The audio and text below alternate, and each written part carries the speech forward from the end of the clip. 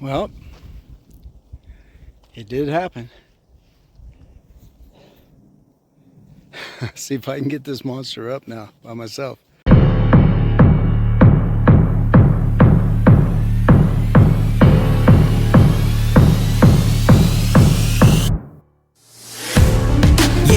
I'm a born legend. Put the world on me, cause I love pressure. Went from bottom to the top in like a millisecond. Boss moves after moves, oh, I'm breaking records. Stay winning, I do it in my own lane. Everywhere I go, I feel like it's a home game. Chanting victory for my heart, sweat, and pain. A born legend, forever they gon' know my name. I was born for this. I was made for this. Yes, I dropped that bike for real, and it was heavy picking up. That's why I thank God that I've got those crash bars on, which did not come with the Honda. In fact, the Honda Trans Alp does not come with a lot of the modifications that we put on them that you would expect to come on an adventure bike. So this crash bar is from SW Motec, and these are just Amazon highway pegs. And when I dropped that bike, the only damage I got is right here on the bark busters and right here on the highway pegs. Everything else, and maybe a little down in here, everything else was clear.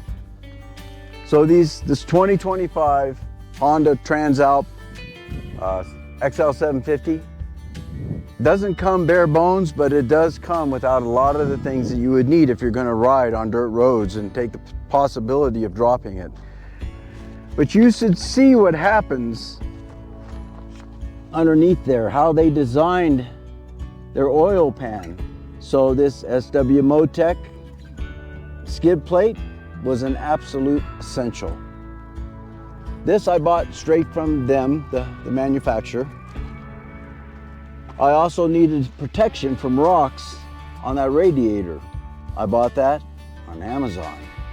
Nice aluminum grill to cover over the part that came from the factory, which was just cheap plastic. Now, when you're looking at these modifications that you're going to have on this Trans Alp, some are personal preference. There are several manufacturers who make crash bars. You pick the ones you like. But crash bars, in my opinion, are absolutely essential on an adventure bike or a bike you're going to ride in the dirt. And so is these skid plates. They have protected this bike in just a little time I've owned it. Other modifications I would make and have made. I have the Riggs Gear Hurricane saddlebags. I have the quick release, which has it right there, and I want to show you on this quick release. This quick release is not supposed to come loose like that, so it's not working right.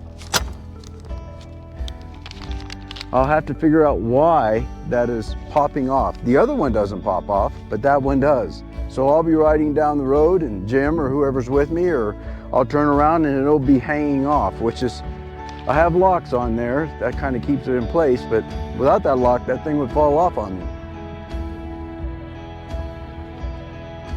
Other modifications that I've made, besides the racks to hold the panners, the quick release, and the Hurricane bags, was this Apache that I picked up, believe it or not, from Harbor Freight. I've had other ones on there, on the other bikes before, the Vault, a whole bunch of other ones. I rarely put a soft bag back there because that's where I store most of the stuff I'm going to use in a day ride or a day trip. Keeps it dry, put my camera gear in there, things that I need. In my case, I use a GoPro, I use a 360, I have my phone mounted, I'll get to my lights in a second, and I have the Garmin Zuna. All those things at one point or another need to be charged. And this Trans Alp did not come with the 12-volt power outlet. I had to install that, buy it separately and install it. Now, one of the things I want to point out about that 12-volt outlet is this. Originally, I bought one from Amazon and put it in. but it gave me a check engine light. It flashed on me. So I took it out, had that cleared, and then I bought the OEM version and it has not flashed. So keep that in mind. If you put one on and your check engine light comes on, it may be the reason. Also, I want you to remember, when you put this in, back in there are wires and cables, and there's an O2 sensor cable back in there.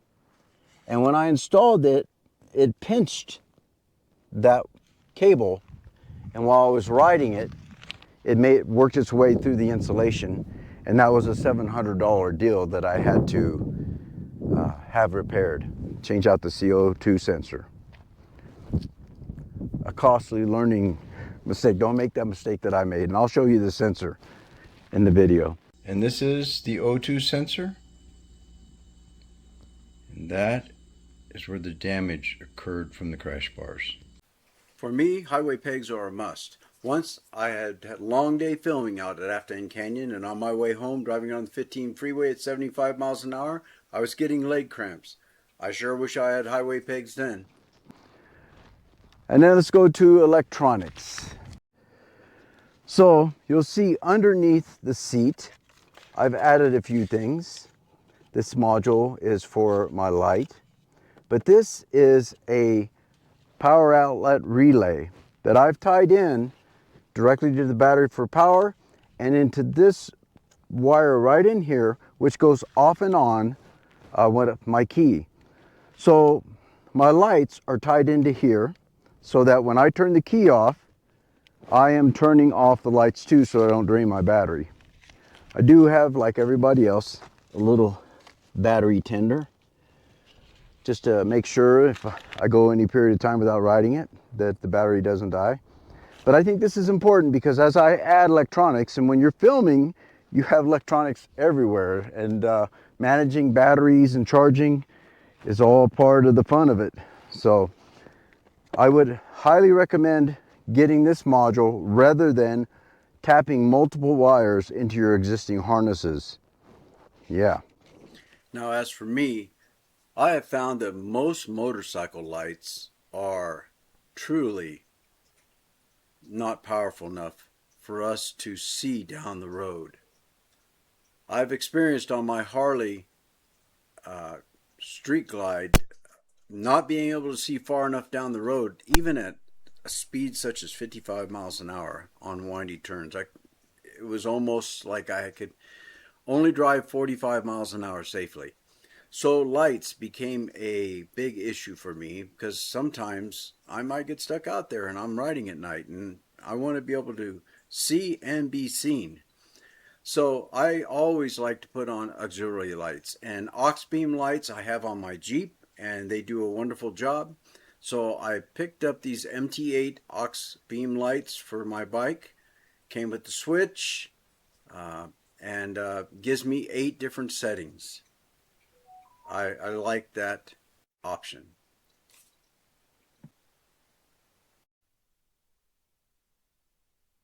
Another absolute essential are these handguards.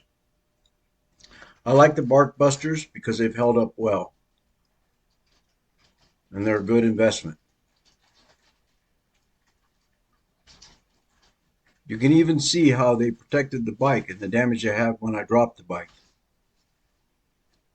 If I was you, I'd always get these on all my bikes because not only do they protect our hands from the wind, but on the highway, rocks could be tossed up from the tires of the vehicles in front of us and hit our hands, and it protects our hands from brush as we go on trails and roads. Another thing I added is this little plate to my kickstand. It gives me just a little more surface area, so when I get in some softer ground, it can help out a little bit. Obviously, it's not going to help out in deep mud, but I won't be stopping in deep mud if I could avoid it. Overall, I really like this bike. I've had the KTM 890 as my first dirt bike or adventure bike. Mostly I've had street bikes, but this kind of fits the bill, that happy medium. I can ride it in the street and be comfortable on the highways and the freeways. I can ride it in the dirt and be comfortable, especially when I change out the tires for something more dirt worthy.